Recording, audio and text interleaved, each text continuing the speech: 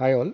Today we will study another very ingenious method called the transportation method for deriving concentration of measure inequalities. So this class will be about an introduction or a high level idea about what this method allows you to do, and we will start digging into it by presenting the idea of coupling and optimal transportation, which are important ideas in probability and optimization in their own right. So let's start with a high level introduction of the transportation method for proving concentration inequalities. So recall that uh, suppose we want to show concentration of measure for some random variable z having probability distribution p. As always, we know that if we control the log moment generating function of z, then we can hope to control the tail of z using the Chernoff bound. So in particular, quadratic log moment generating functions give sub-Gaussian tail bounds and so on and so forth. So against this backdrop, what have we studied so far? We've looked at the well-known entropy method, which essentially says one can control the moment generating function log expected value of e raised to lambda z for some real number lambda by basically controlling the entropy of a certain random variable, in particular ent of e raised to lambda z, and then by using or appealing to an integral formula for the log moment generating function,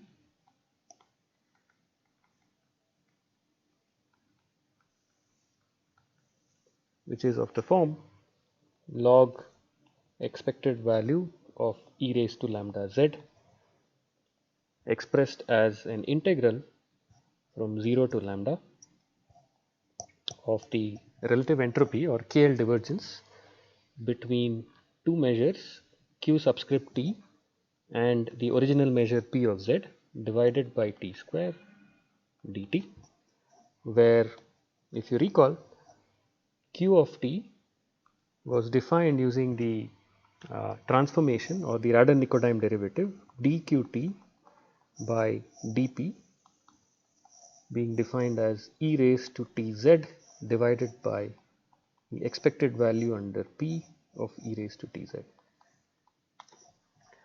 So the entropy method crucially relied on this kind of integral equality and further bounds on the entropy of e raised to lambda z, which can be translated on a bound on this integrand to in turn control the log moment generating function in the sense of an upper bound. Now what the transportation method does is somewhat related in spirit, but the exact tools are quite different and very elegant. It also seeks to control the log moment generating function, okay, which if to be more precise, it's the expectation according to z distributed according to p of e raised to lambda z using the variational formula for log moment generating function that we have seen earlier.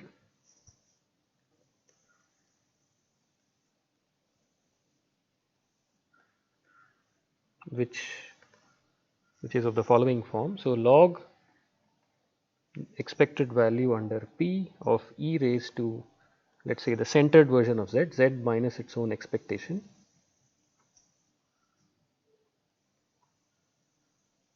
is the solution to an optimization problem over all measures or probability distributions q absolutely continuous with respect to the original distribution p of z of the expected value under q of z minus the expected value of p under z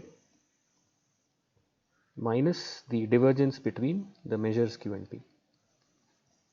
So we have seen this variational formula, we have derived this variational formula in a previous lecture, and this is exactly what the transportation method is going to appeal to. Okay, so this is something that we saw earlier.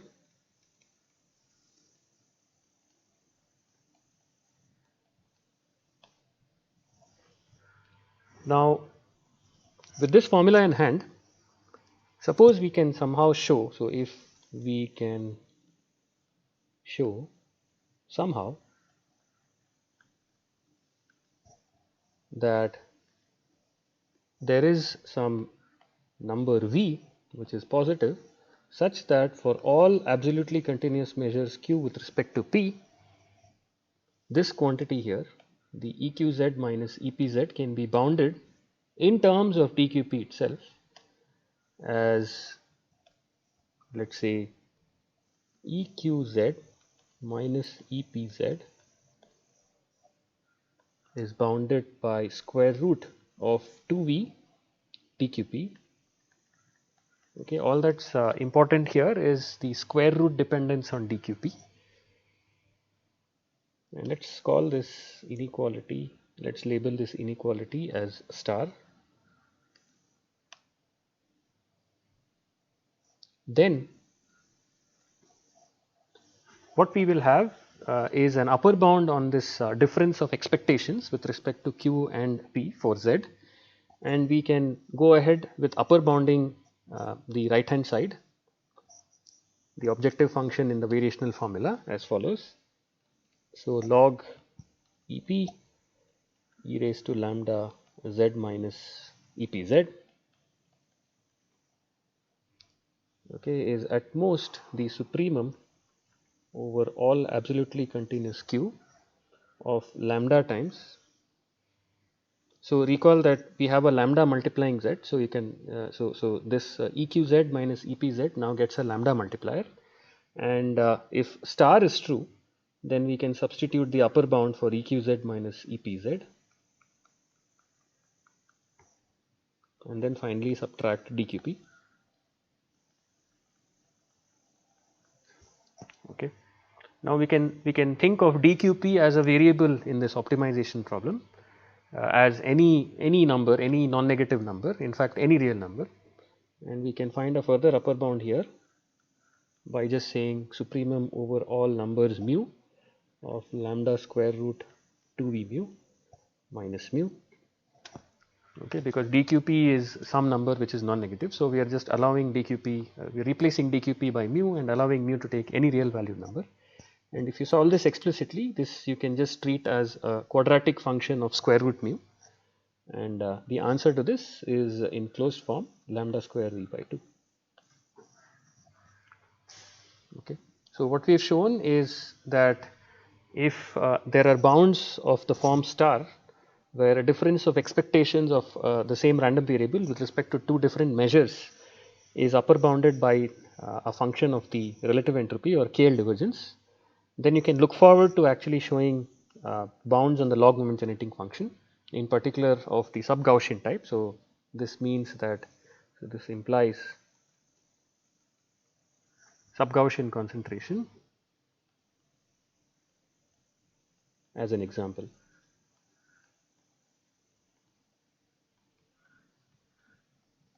Of the tail of Z.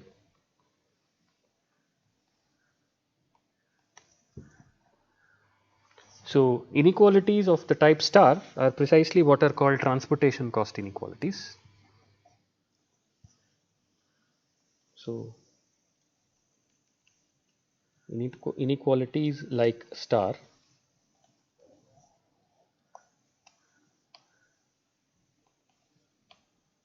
are called transportation inequalities for reasons that we will come to soon.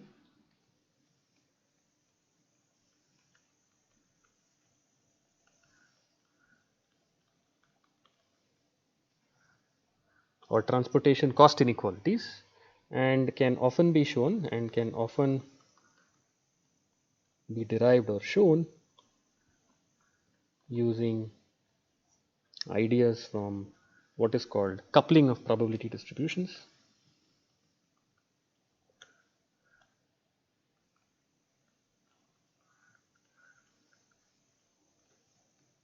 Of probability measures or probability distributions. Okay, so for now, at a high level, for a high level overview of the transportation method, it suffices to say that the transportation method is focused, all the action in the transportation method is focused along proving inequalities of the following type. where a difference of expectations with respect to the same random variable with respect to different measures can somehow be suitably upper bounded by uh, in this case functions of the KL divergence between these measures, and that is accomplished in turn using ideas from what is called optimal transportation theory and coupling theory from probability. So, what are transportation cost inequalities and what is the relationship to coupling? So, for this let us take a detour to what is called Monge's optimal transport problem. So, this is a very old problem in actual transportation of materials and operations research that Monge actually formulated back in the 1700s, many centuries ago.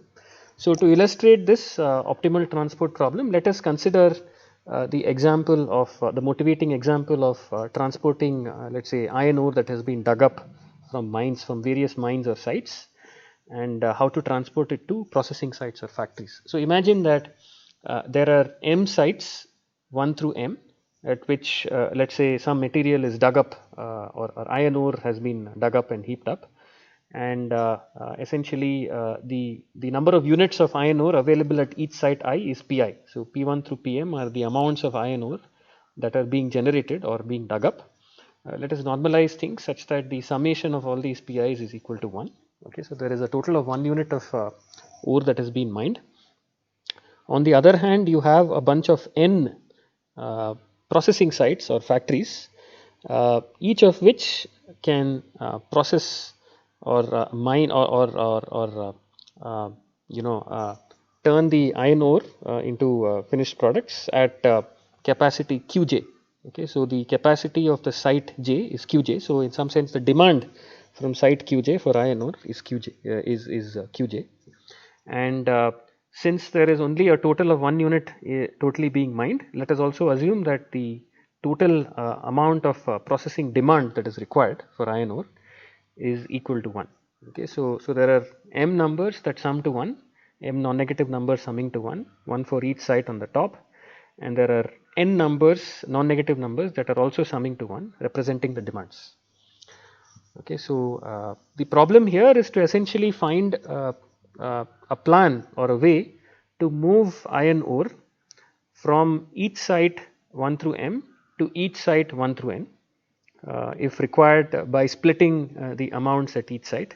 So, we have to come up with an allocation which is denoted by Pij.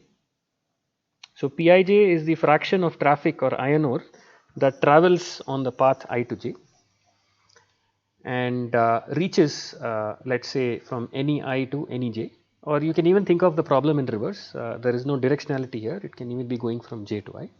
Okay, depends on your point of view.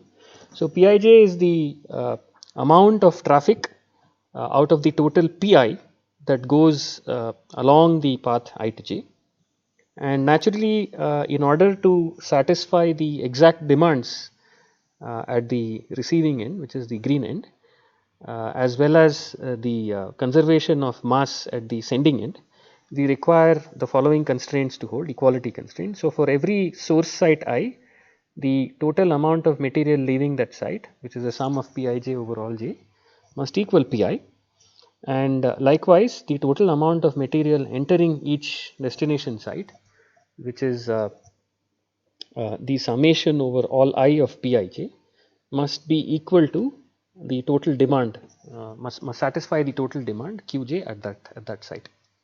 So essentially this is a condition on Pij that says if you sum along, if Pij were a matrix of Ij's, the row sums and the column sums have been prescribed. Okay, all that is left is for someone to design the exact numbers Pij for every I and j. The Pij is often called a routing plan or a transference plan.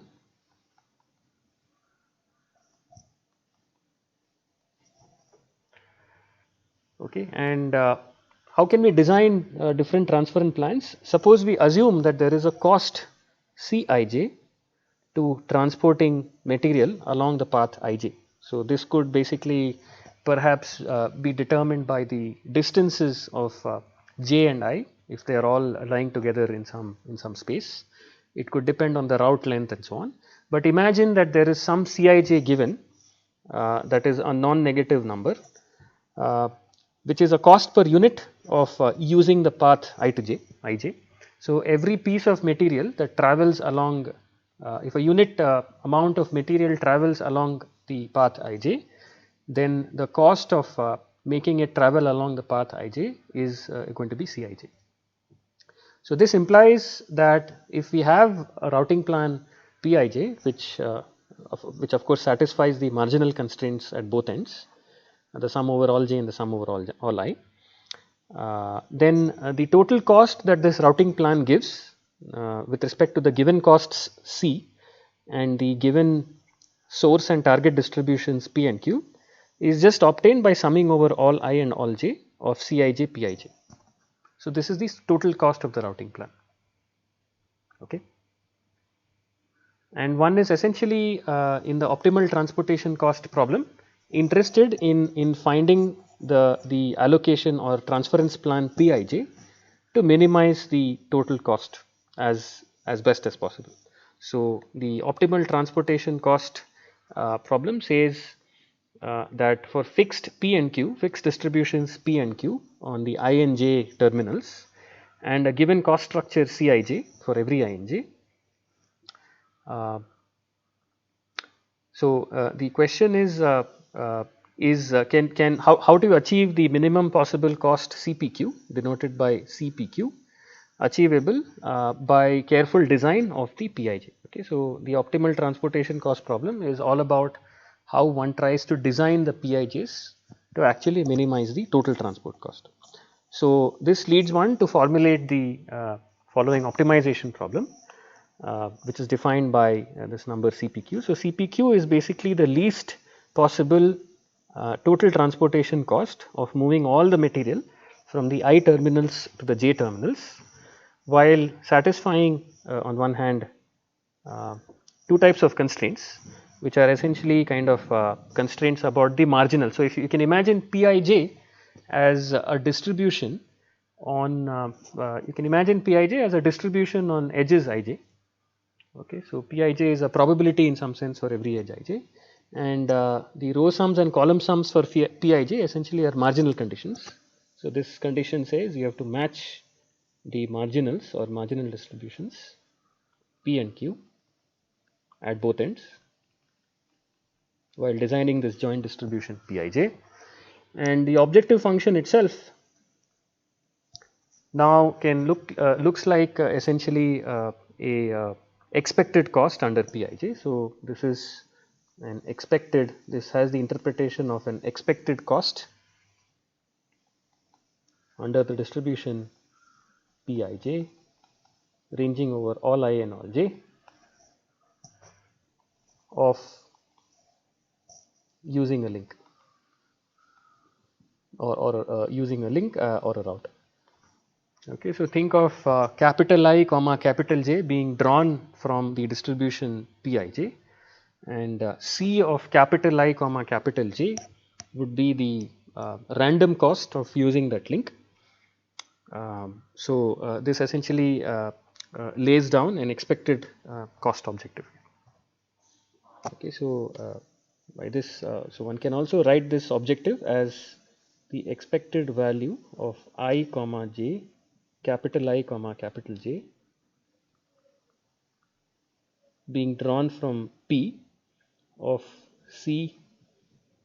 In this notation, it's C capital I capital J. Okay, so the aim is to minimize, is to find a distribution Pij to try to minimize its expectation under a given cost structure, right. So how does in some sense one go about solving such optimal transportation cost problems? One solution is given by the principle of coupling from probability theory. So what is coupling here? Let's review this definition. So if you are given two probability spaces x, let's say calligraphic x with measure P and calligraphic Y with measure Q. If there are two probability spaces, then a coupling of P comma Q or a coupling of random variables with distributions P and Q is an appropriately constructed pair of random variables X and Y constructed on some probability space omega with some distribution with some having its own measure, let us say Pxy, such that its marginals satisfy X distributed according to P and Y distributed according to Q.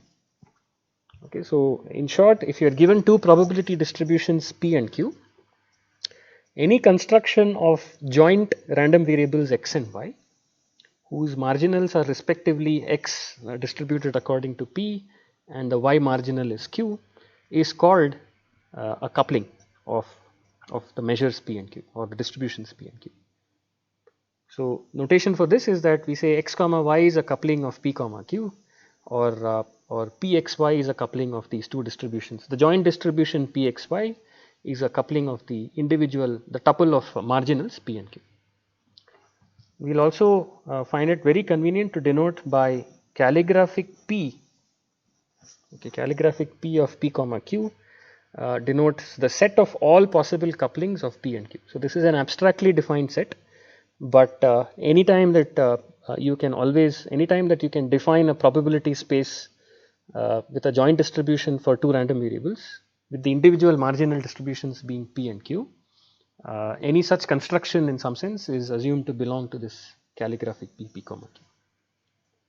So by the way, it's easy to see that this calligraphic P of P comma Q is always non-empty. So one can in particular always construct the very trivial coupling between two measures P and Q, which is the product distribution of P and Q, so or the independent coupling. So you can just define on the probability space calligraphic X cross calligraphic Y the product measure Pxy, which is the product measure of P and Q, and that trivially satisfies the marginal of X or the distribution of X being P and the distribution of Y being Q. So this set of all couplings is certainly non-empty. We don't have to worry about the emptiness of it. Okay.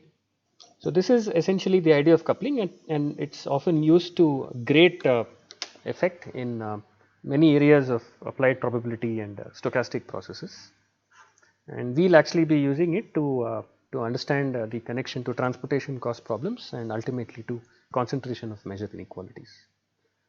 Okay, so in particular there are also objects called deterministic couplings, which are just couplings with certain extra properties. So in particular a deterministic coupling T from X to Y is you can think of it in different ways. It is just essentially a change of variables from P to Q. Okay, so in our transportation cost problem, it essentially represents any transference plan that does not split material at source or destination. So every the amount of iron ore at every site I is uniquely destined to go to a certain other site J and so on. Okay, and vice versa. So this is just a change of variables from P to Q, or in other words, for all functions, for all nice enough functions phi, you have that the integral over y of phi y q dy is the same as the integral over x of phi of tx. T of x is essentially where x gets sent to in the y domain, integrated against the distribution P. So in our discrete iron ore example, as I said, a deterministic coupling T would be any function that maps the set of integers 1 through m to the set of integers 1 through n, such that for all I comma j, Pij equal to exactly Pi if j is equal to T of I. Okay, so that's what is called a deterministic coupling. It's a deterministic way of mapping any x to any y. Okay, so you do not split, you do not have multiple destinations for any of the sites or domain elements of x. Each domain element of x is assumed to send material or transport material only to a uniquely identified site in the y domain. So optimal coupling or optimal transport is the solution or minimizer for the what is called the Monge-Kantorowicz minimization problem, which is a very general problem defined in general probability spaces. So, if one is given two measures P and Q, CPQ is defined to be the minimum or more generally the infimum of the expected value of C of x comma y. So, if C is a given function on x cross y, which is the transportation cost function, then the Monge-Kantorowicz minimization problem asks you to find the minimizer of expected value of Cxy over all possible joint distributions of x and y that respect the given marginals P and Q. Okay, so this is the optimal transportation cost problem. And there's an entire branch called optimal transportation theory that studies the existence and properties of solutions of the Monge-Kantorowicz minimization problem. The minimization is over all joint distributions Pxy lying in the set of couplings of x of x and y. In fact, sorry, this is not q, but this is y, or pq, depending on the notation that you choose to adopt. And any such joint distribution is or a coupling is called a transference plan, and those that attain the infimum are called optimum transference or optimal transport plans. So, this is a fairly general and abstract problem that has been studied for a lot of time in analysis and probability. But let us look at some well known special cases of the optimal transportation problem in terms of the cost structures C. Okay, so the first example that I would like to present here is what is called the existence of a deterministic optimal transport plan or a Monge coupling. So, recall deterministic optimal transport plan is just a plan that sends material from every location I uniquely to a unique destination J. Okay, so in general, so we begin with a remark saying that in general one cannot hope to find a deterministic coupling between two given marginals P and Q. So, in general a deterministic coupling or an optimal transport plan need not exist, need not even exist between given marginal distributions P and Q. So, as a simple example, you can just take P. So, let us just take the space as the set of space of all real numbers, and if you have P as a Dirac delta probability distribution supported on some point x, and Q as being a very nice absolutely continuous with respect to Lebesgue measure distribution, let us say a Gaussian measure on R, then there is clearly no optimal transport plan. There is no deterministic coupling that can basically send probability mass, all of which lies at x in the P side, to a unique location on the Q side, because Q insists that the probability mass must be spread all over the place across real numbers. So, there is no way of mapping in a deterministic way sending material from P to Q.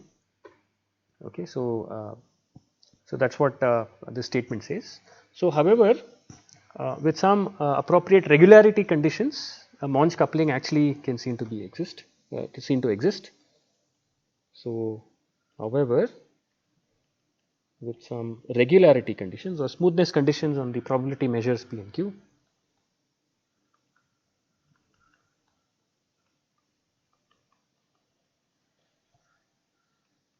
a Monge coupling, which is essentially a deterministic transport plan from x to y,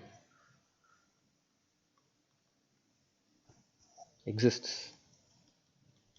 So, here is a set of regularity conditions as an example that makes this possible, and this is again a famous setting where we have a metric cost.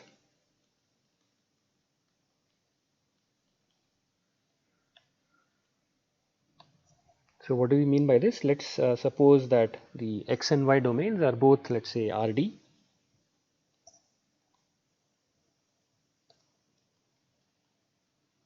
So, if both of these are RD, and P and Q are both given to be the marginals P and Q on RD are both given to be absolutely continuous measures with respect to Lebesgue measures. So, there are two probability densities.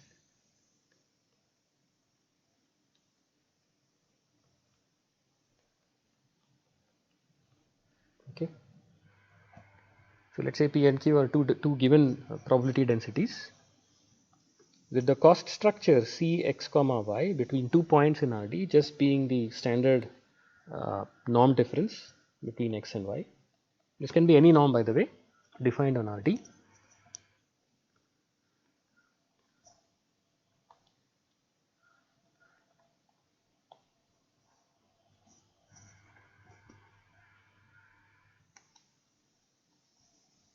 Then the optimal cost, the optimal transportation cost. So, let us call this setting as P1. So, the optimal transport cost for P1, which is which we defined as CPQ being the inf over x comma y in the set of all couplings of PQ of expected value of the norm difference between x and y. So, in fact, this turns out to be actually a measure of distance or a metric on the set of all probability distributions P and Q. So, this can actually can be regarded as a distance measure or a metric between probability distributions P and Q. So, the smaller this is, you can think of P and Q being more similar, and in fact, this is also called by other names such as the earth mover distance,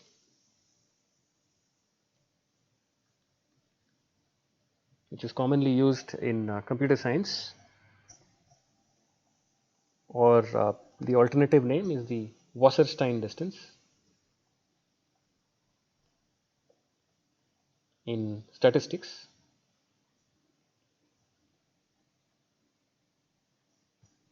Okay. In fact,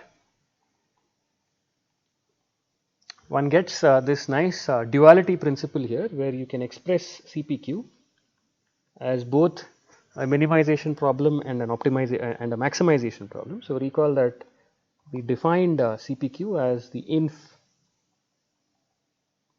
of the expected value of x minus y, the norm difference between x and minus y, where x comma y are coupled according to P comma Q. And it turns out that you can also write this in a dual way. It's the supremum over all, if the supremum over EQ Hx minus EP Hx over all functions h that are one Lipschitz continuous on RD with respect to the norm, whatever norm you take. So, in fact, this is what is called Kantorovich duality or Kantorovich Rubinstein duality.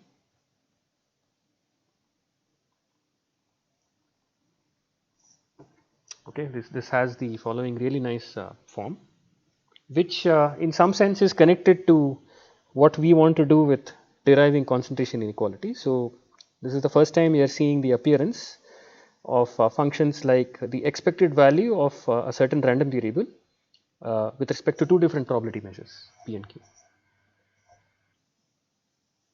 And this is also called the, as we said, this is called the Wasserstein one distance between probability measures P and Q. Okay. So, just a side note, the Kantorovich Rubinstein duality at the simplest level essentially says that the solution of a certain infimization problem can also be represented as a solution of certain supremization or maximization problem. And one of the simplest ways of seeing this is in the discrete setting. So, in the discrete setting, if we recall what our problem was, it was minimizing the total, it was a minimization of the following cost, which is linear over the variables Pij. Okay, so the objective function is linear over Pij's, and the constraints are also linear over the Pij's. Okay, so this is actually a nice linear program, the solution for CPQ or the optimal transportation cost in the discrete case. And as we know, you can always take, so every linear program has a dual linear program, and in fact interpreting the dual linear program appropriately is what gives you the Kantorovich-Monge duality result.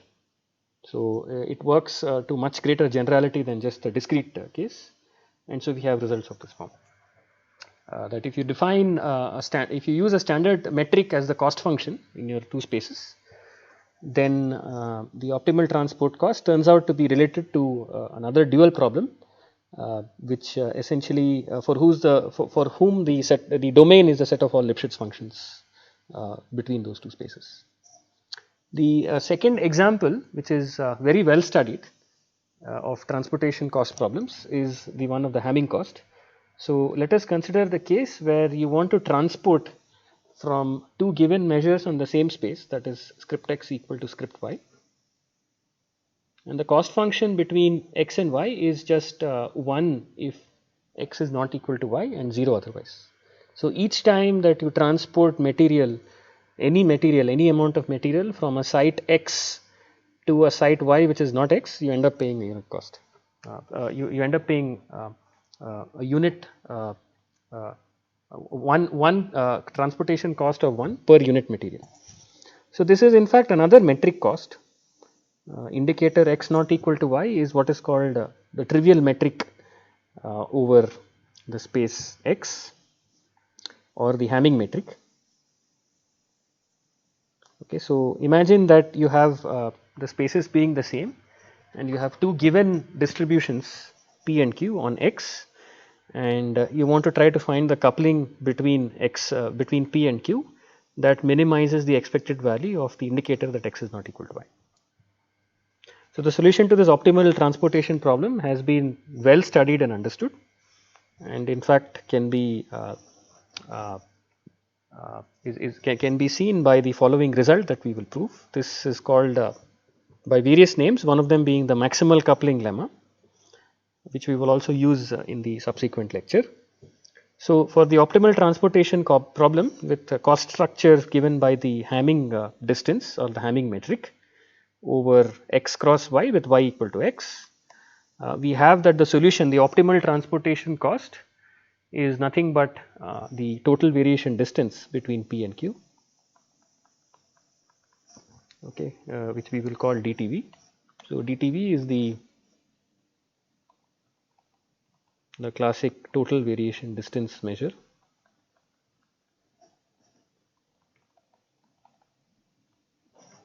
which is defined, which can be defined again in various ways. One of the most common ways to define it is the supremum over all possible subsets of the space, or between the so of the difference between the probability of A as measured by P and the probability of A as measured by Q. Okay, so thanks to this lemma, we also know that CPQ, the total variation distance, has has the flavor of a minimization problem as well, because CPQ was defined to be the minimum over all P, which is a coupling of P and Q of the probability that, so expected value of the indicator that x is not equal to y. So, it is the probability that x is not equal to y over all joint distributions P with given marginals P and Q. So, the content of the lemma essentially says that the total variation distance is actually the solution of a transportation cost problem, where the cost structure is given by indicator x not equal to y, and in fact the name maximal coupling arises as we will see in the proof of the lemma, by actually explicitly constructing a coupling between P and Q that achieves the DTV, the total variation distance. Okay, so let's move on to the proof, which is a rather elegant proof. So for the reason for reasons of simplicity, we will only show the proof for discrete spaces X. The general case can be shown with some more technical effort. In fact, we can assume that X is finite just for the sake of simplicity. So so the first step is to say that for every possible coupling P of X and Y, or P and Q, the probability that X equal to Y is exactly the sum over all X in script X or calligraphic X of the probability that capital X equal to capital Y equal to small x. So it's basically the sum of probabilities of pairs that lie on the diagonal. Okay, so uh, the set x comma x,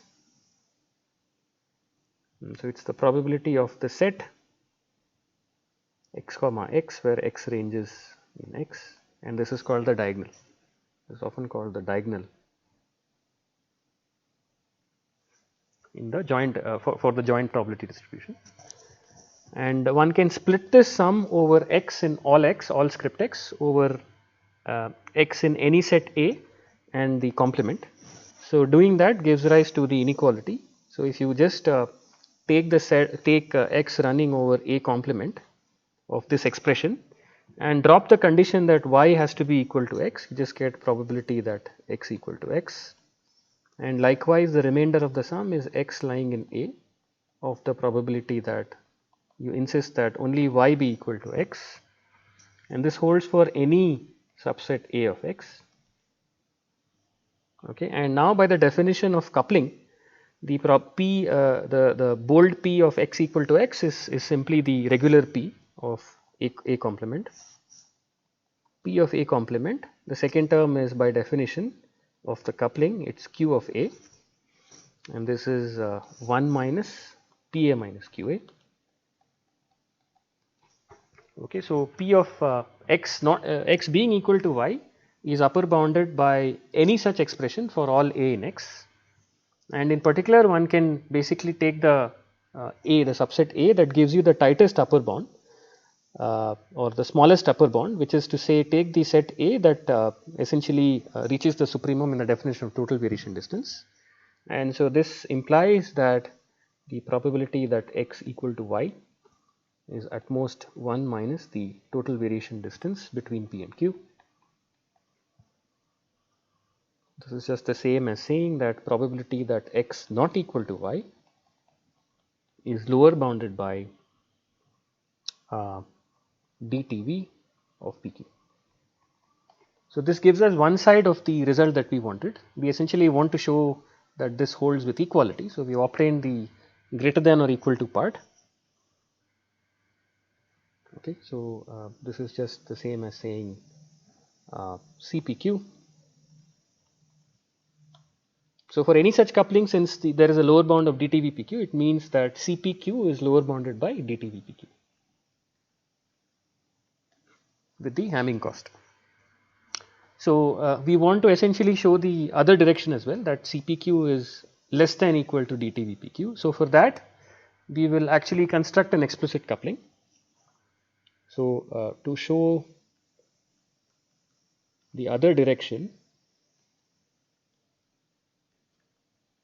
that is the achievability, we will actually show CPQ equal to dTVPQ.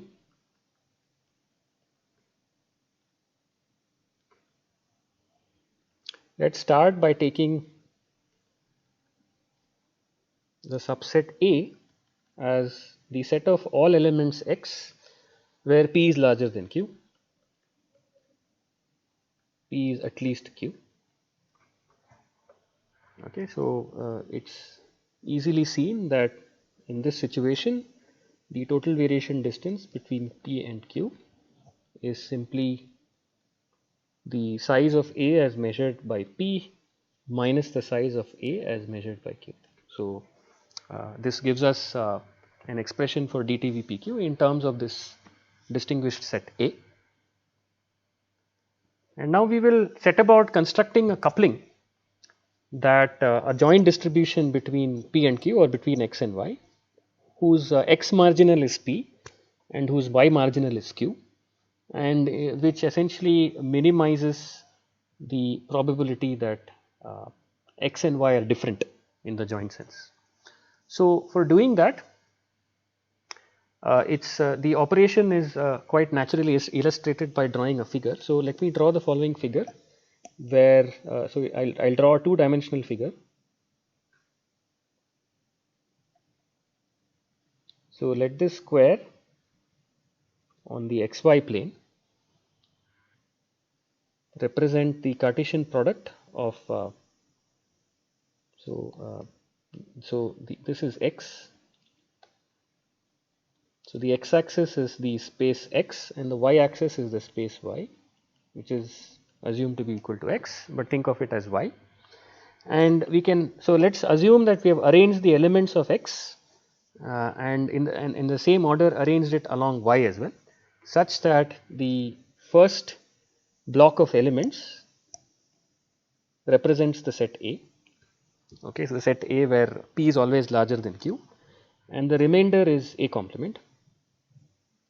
So imagine that the elements of X are arranged in some order such that the elements in A come first and then the elements in A complement come later, and you follow the same ordering along the y axis as well. So, so here lies A and here lies A complement. Okay, and imagine lining up all these elements, and then the square represents the Cartesian product of all pairs x comma y, where x belongs to script x and y belongs to script y. So, we have this diagonal here. Okay, so this diagonal is essentially the set of all x comma x, where x ranges over big script x. So, that is a diagonal in this space. Now, what we want to do, so really imagine there are only finitely many points in x on the x and y axis. So, this is a finite Cartesian product. So, it is a grid of finitely many points. So, what we want to intuitively do is to define for every grid point on this square a probability number p of x comma y, okay, such that two properties must hold. One is that the sum along all vertical lines must be equal to the vertical the horizontal distribution px, and the sum over all horizontal lines must be equal to the given numbers qy. Okay, so let me demarcate four important quadrants here.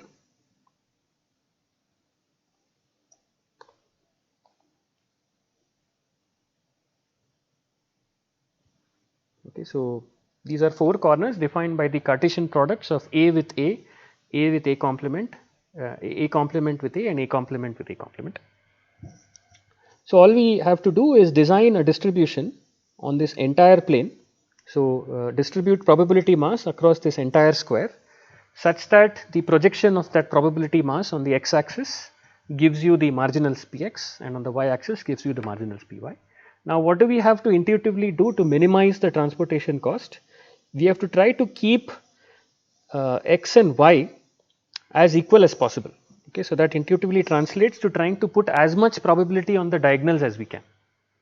Okay, so think of it as if you're able to put as much probability on the diagonal as you can, then you've effectively minimized the chance that x and y are different or not lying on the diagonal. So let's consider a point. So let's consider a point x here on the diagonal or x comma x on the diagonal. Okay, so let's consider a point x comma x on the diagonal. So so suppose we want to put the largest possible probability on this diagonal point x comma x such that the marginal constraints are met. what is the largest probability we can put? So on one hand, we know that if we sum along the vertical line which passes through x comma x, we must get px, and if we sum on the horizontal line that passes through x comma x, we must get qx finally. But we know that px is greater than or equal to qx. So the theoretical maximum probability that one can put at the point x comma x is limited by the smaller one out of px and qx, which in this case happens to be qx. So what we can do is we can put a probability mass of qx on each such diagonal point x comma x where x belongs to A. Okay, the moment we put such a probability qx on this diagonal point x comma x, the horizontal sum already has qx. So there can be no more probability on the vertical strip passing through x comma x at any other point apart from x comma x. So what it says is that it rules out, so by x's I mean that there can be no probability mass sitting at any of these points along this horizontal line. Okay, so x means that there is no or zero probability mass, because you have exhausted all the qx by placing it exactly at the diagonal point. So you cannot put any more probability mass along this vertical line passing through x comma x. Okay, and this essentially holds for, you can do this construction for every x in this set A and x comma x on the diagonal.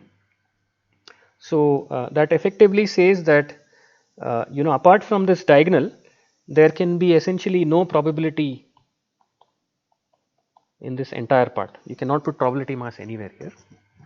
By the same token, one can also consider points x comma x with x lying in A complement. Okay, so in fact let me call this point y comma y. Take a typical y comma y on the diagonal where y lies in A complement. So here Py is less than is strictly less than Qy. So it follows that the largest amount of probability mass you can put here is Py, and it also follows that by putting Py you have already exhausted everything on this vertical strip. So you cannot put anything on this vertical, any more probability mass on all points on this vertical line apart from the diagonal. Okay, and so that essentially rules out, by generalizing this y along the entire, by sweeping y along A complement, that you cannot put probability mass anywhere here and anywhere here.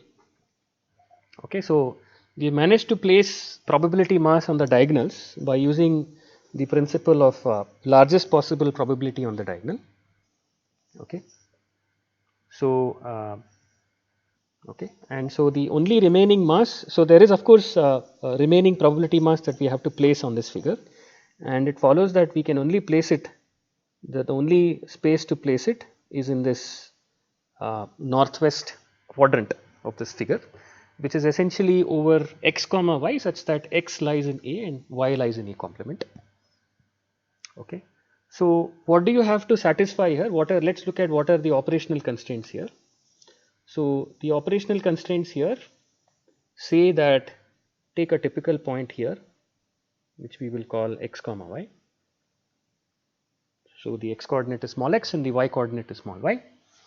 What we must ensure is that if you imagine placing masses at every point in this, every grid point in this highlighted yellow square, then what it means is that along this vertical strip here in this northwest quadrant, the total mass, probability mass, must be the difference between what was left over, what you put on the diagonal, and what you totally wanted to put. So that is in fact the difference between Px minus Qx. So you had a total of Px to put on the vertical diagonal, out of which you put Qx on the diagonal, and so on the part apart from the diagonal there is a remainder of Px minus Qx that you have to put. And similarly along this this horizontal part, the total mass in the horizontal part must be Qy minus Py. So for every such horizontal and vertical line passing through x and y in the northwest quadrant. The distribution must be such that you should find px minus qx on the horizontal part and py minus qy as a total on the vertical line segment. Okay, so this is in fact now just it's like a product constraint. So the simplest way of achieving this is just by putting let us say at each point x comma y. So for x and y belonging to A cross A complement, that is the northwest quadrant, perhaps we can put a mass which is proportional to what we want there, okay, proportional to the product of what we want there. We want px minus qx on the vertical segment passing through it and qy minus py on the horizontal segment passing through it, and we have to multiply by some constant here, okay, beta, that we will find soon.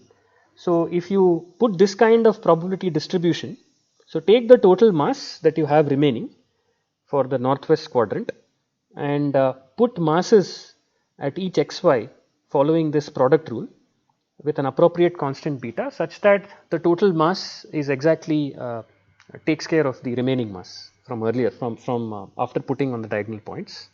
So what that means is if we sum over all y in A complement of beta, so let's sum the total vertical, let's try to find the total vertical mass here.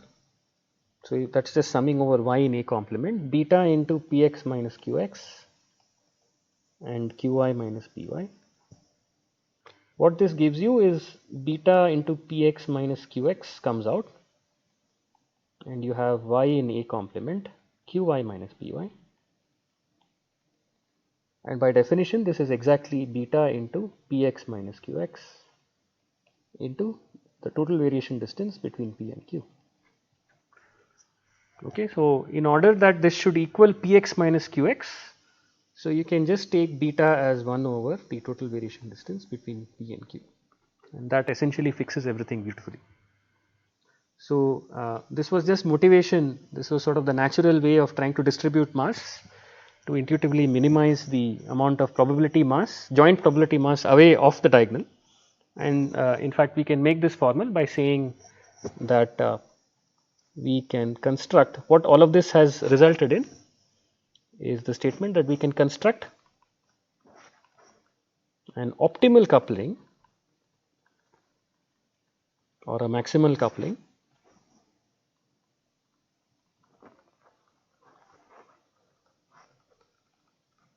Notice that there can be several different optimal couplings. This is just one example that we have argued intuitively that can be constructed.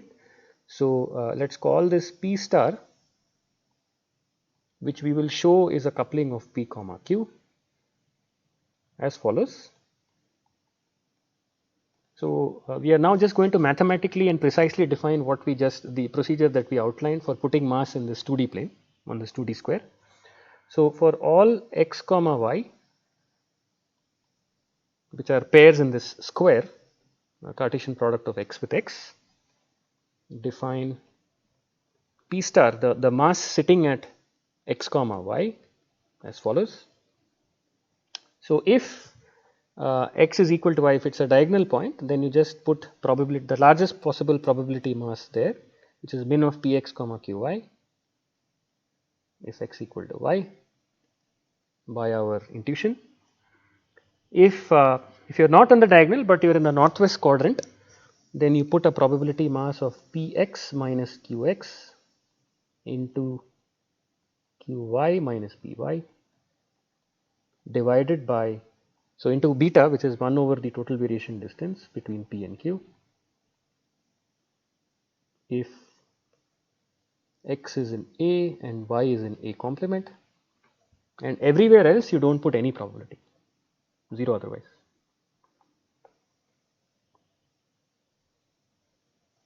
Okay, so this essentially defines a complete probability distribution where no probability mass is wasted over the entire 2D plane, over the entire 2D domain, which is the Cartesian product of x and x, as we just outlined or argued intuitively.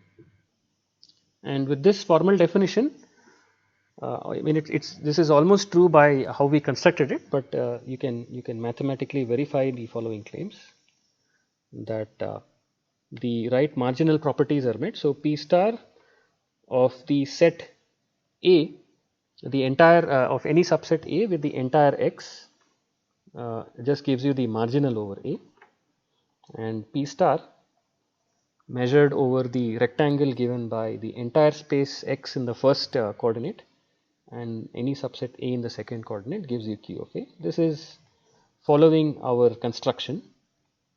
It's almost immediate by what we argued in the geometric figure. And more importantly, you can also check that P star X equal to Y using this definition above of this coupling is exactly so this is exactly the sum of all masses on the diagonal, which we argued that every x comma x you put the minimum of Px and Qx,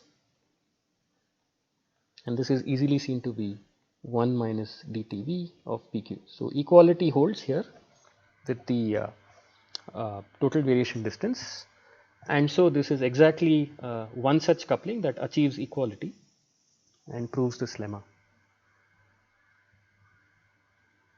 Okay, so just so that you don't get confused, the idea, the underlying idea here, which is what we drew on the figure, is to put as much probability mass on the diagonal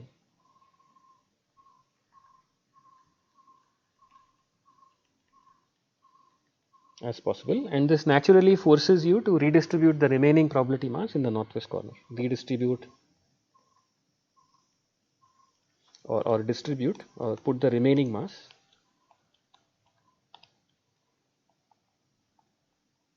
or the remainder of the probability mass in the northwest corner or quadrant.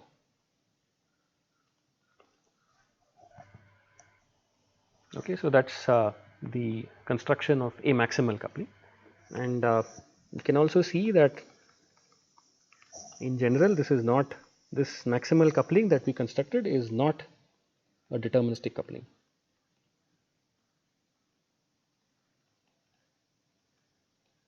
In general, namely because for a point x in A, the Px probability actually was being spread out over this entire vertical strip, and that is why it's not in general a deterministic coupling. Right. So we now return to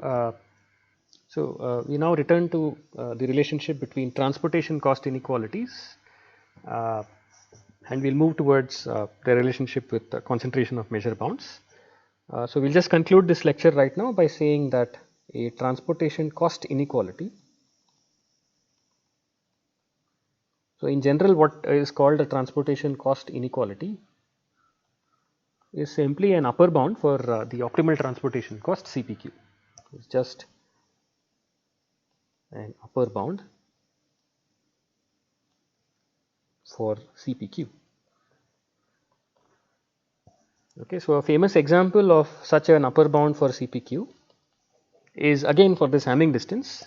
So for Cxy, the cost structure given by the Hamming metric or the trivial metric between x and y on x cross x. We already know that the optimal transportation cost with this cost structure is the total variation distance between P and Q, and one upper bound on dTv is what is given by Pinsker's inequality, which is 2 times the KL divergence between P and Q. So this is called in information theory as Pinsker's inequality, which we will see and prove in the next lecture. So this concludes this lecture. A very nice reference, if you are interested, for reading up about optimal transportation is the following. So for transportation theory,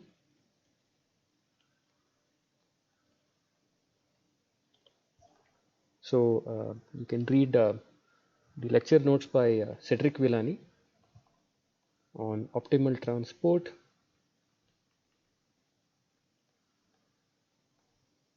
old and new.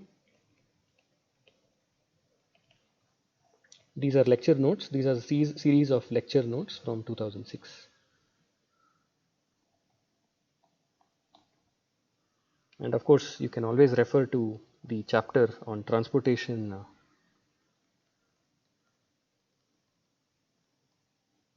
the transportation method chapter in the book that we are following, which is the Concentration Inequalities book by Boucheron et al. Thank you.